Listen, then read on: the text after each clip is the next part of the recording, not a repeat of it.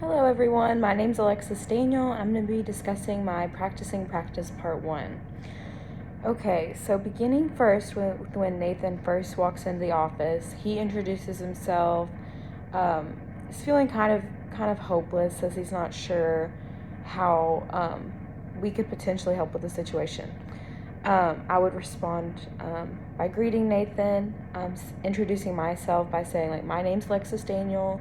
I'm a social worker at such and such organization. I believe that our organization has some career and personal services that would be beneficial to you if you are interested in learning more. So through this greeting, I'm able to introduce myself and the organization that I'm working for, as well as confirm how the client wants to be dressed.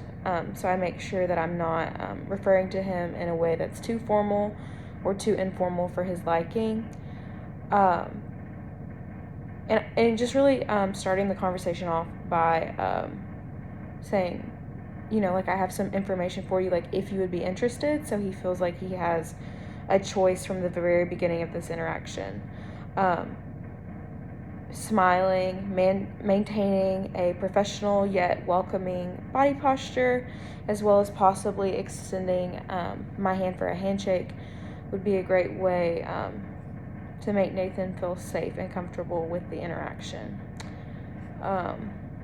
We have here Nathan follows up that he got some information about our services the other night when he stayed in a shelter, and that he's been experiencing homelessness and has just been having a rough time.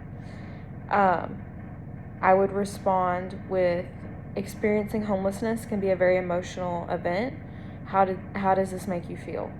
While also maintaining appropriate levels of eye contact and leaning in to the conversation to express interest.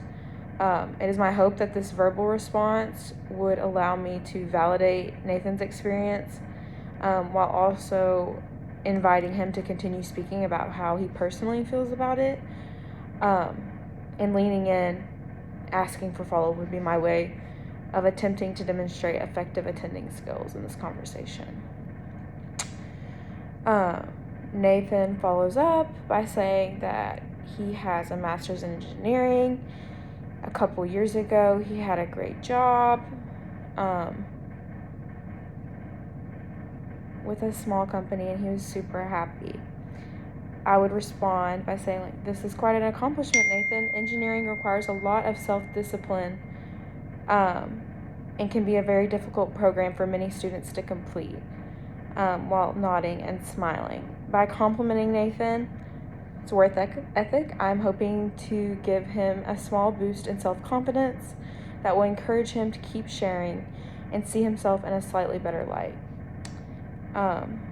Apparently, Nathan says, they've messed up something with one of their contracts, and basically his job fell apart. I would respond with, I noticed you started fidgeting whenever you brought up your old job. I can see where it could be a very painful topic for you.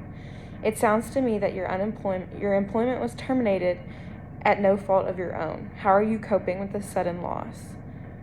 With continued head nodding, active listening, open body posture. This interaction was a little bit harder for me to navigate. I wanted to show that I was paying attention to him holistically, without making him self-conscious about the fidgeting.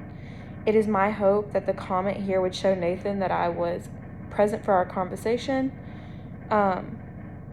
This response was also my attempt to summarize everything he had said up until this point to make sure that I was understanding and to show Nathan that I had been listening for the entirety of the conversation. Nathan says, yeah. After that, I was kind of left in the air.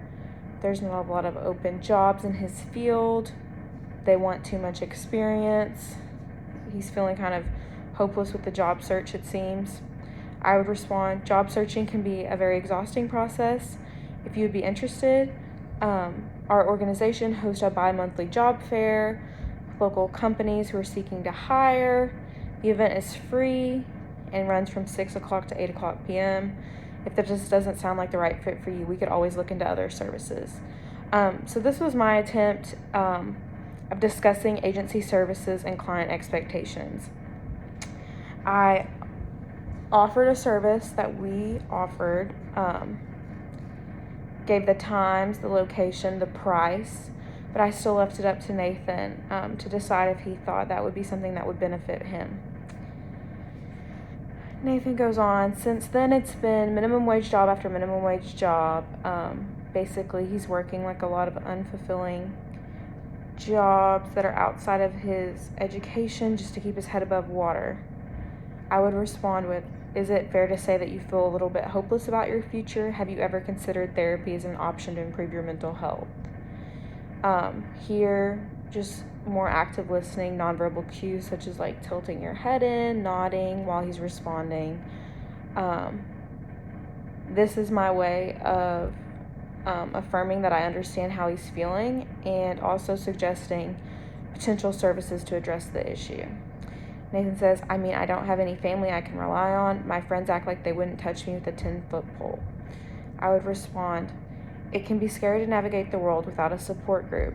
If you are interested, we offer many different support groups and mentorship programs that could potentially fill this void. Maintaining a relaxed and professional atmosphere. This is my way of continuing to describe a variety of services that may be of interest to Nathan while leaving the choice up to him. This is where Nathan goes on about his hesitance to enroll in public welfare programs. I would respond, you are not alone in your hesitance to apply for public assistance. If you would like, I could refer you to another agency that specializes in government welfare so they could give you a bit more information about the process. Then you could decide whether or not you think it's the best step for you. So in our book, it discussed that sometimes clients would be better suited at other agencies. And so this is my way of leaving the choice up to Nathan. If he feels like his needs would be better met somewhere else, I can refer him out to somewhere that specializes in government welfare. And then he can feel more prepared to make a decision about his future. I would conclude the conversation with Nathan by asking if he had any unanswered questions about my organization and the services we offer. If Nathan suggests he would be interested in pursuing further services with us, I would outline the logistics of applicable programs and guidelines that he must follow as a client and begin the appropriate paperwork. So I'm sure I made a lot of mistakes, but that is my initial take on practicing practice with Nathan. Thank you guys.